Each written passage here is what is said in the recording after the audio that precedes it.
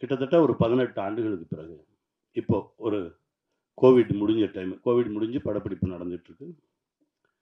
கும்பகோணத்தில ஒரு நண்பர சந்திக்கிறேன். அப்ப சொல்றாரு, "கனி இந்த கோவிடுக்கு ஊசி போட்டதுக்கப்புறம், எந்த மருந்தும் வேலை செய்ய மாட்டேங்குது. காய்ச்சல் வந்தா காய்ச்சல் இருந்துகிட்டே இருக்கு.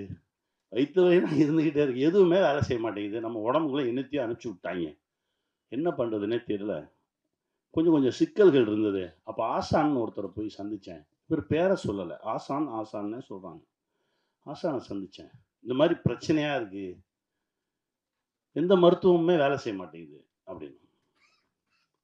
அப்ப அவரு என்ட்ட கேட்டாரு. கடைசியா எப்போ செருப்பு இல்லாம நடந்தீங்கன்னு கேட்டாரு. நான் நடந்தே ரொம்ப நாள் ஆச்சு. நடங்க. மழை பெஞ்சா நனைங்க. வெயில் அடிச்சா காயுங்க. செருப்பு இல்லாம நடங்க. பசிச்சா சாப்பிடுங்க. இதுதான் வைத்தியமா? ஆமா இதுதான் வைத்தியம் போங்கன்ட்டாரு. இந்த பிரபஞ்சத்தோடு நீ தொடர்பில் இரு. பிரபஞ்சம் உன்னை காக்கும் அப்படின்னு சொல்லி அனுப்பிச்சுட்டாரு. ஒரு 6 மாசம் ஆச்சு.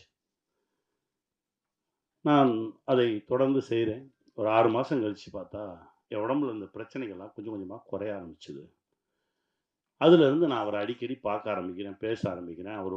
அவரோடு இருந்தாலே எனக்கு ரொம்ப பாதுகாப்பா இருக்க மாரி இருக்கு. எனக்கு ரொம்ப ஆச்சரியமா இருந்தது. நான் உடனே அவர பார்க்கணும்.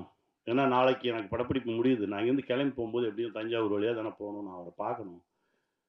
நீங்க கேளுங்க. அவரு என்கிட்ட சொன்னது நைட் ஒரு 9:45 10 மணி. "நீ கேளுங்க நான் நாளைக்கு கிளம்பி போம்போது பார்த்துட்டு போயிர்றேன்." "இல்ல இப்பலாம் ஃபோன் பண்ண முடியாது. அவரோட நான் நேரடியாலாம் தொடர்பு கொள்ள முடியாது. அங்க யாராவது இருப்பாங்க. அவங்ககிட்ட தான் பேசணும். நான் காலையில பேசிட்டு சொல்றேன்."